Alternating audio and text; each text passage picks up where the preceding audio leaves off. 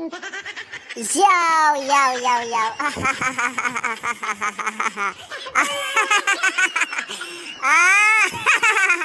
Hay, go mali. Mali, mali, maltat. Mali ka sa balchi. Mal. Mal, kami gudda ka na hon. Interesting gudu bit. Tanabing kobla, tanabing kobla, tanabing kobla.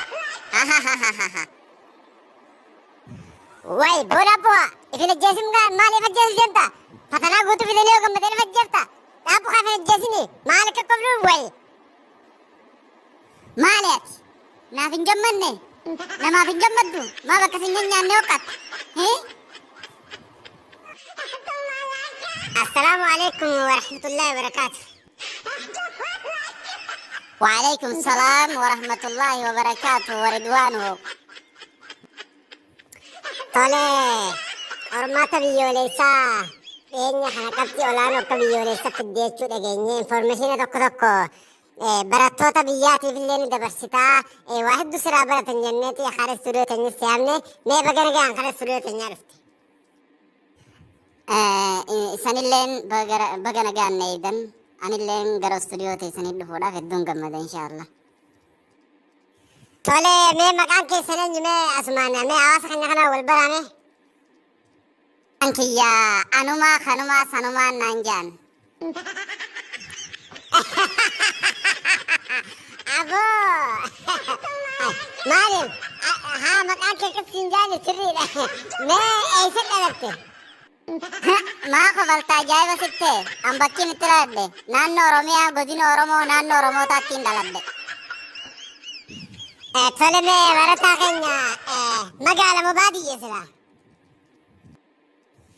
Baadiyyaa fagoo gaarreen keessa. Mee obbo Anuma maal nyaattaati? Harkadhu biddeena dhabuu bachoodha. Maali? Xibsii nyaatan malee qormaatan dalagan siin jaani. Maal dhuuydameeti sila? Bishaaniin dhuga kaa. Harkadhu aannan maal? Barataa farshoo dhuguu dhageesse. Mee uffata akkam uffattameeti? Yuunifoormii kilaasitti, mudawwarii masgiidatti, marxoo xinaatitti, ansoolaa hirriibatti. Maal? Kanaas gaafadhaa dhufe? Mee yeroo akkam qo'atta? Ganama subii guyyaas yeroo salaata irraa hafe hundaniin qo'adha.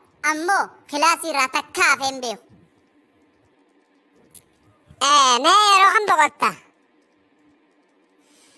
Galgala saa 12 hanga saa 2tti quraana rabbiin hin qara. Mee yeroo kam rafta silaati? Saa 4 hanga saa 9 ni rafa. Achi booda keetiin leelii salaatee qo'adha. Mee anumaa keenya yeroo gannaa maal hojjettamee silaati? Maatii kooniin gammachiisa, reetii sun jaaladha. Waan nabiyyoonni hundi reetii isaa turaniif quraanaa fi salaataan addan bahu. Yeroo boqonnaatis magaalatti deemeen boqodha. Mee eenyu isaa edda silaati? Hedduu mee eenyu hojii yeroo ta'e fixxa? Haadha tiyyaan saayib isiirraa adda bahuun jaaladha. Heddumminaan barsiisotaan saayib nin kabajaas nin jaaladhaas. Mee tiktookii fi feesbuukii akkasumas sooshaal miidiyaa adda addaa irratti hin garre hedduudha. Ni fayyadamtaati jara kana? Ani googiliin fayyadama. Waan biraan fayyadamu googil fayyadamee riisarchii adda addaa dalaguun jaaladha.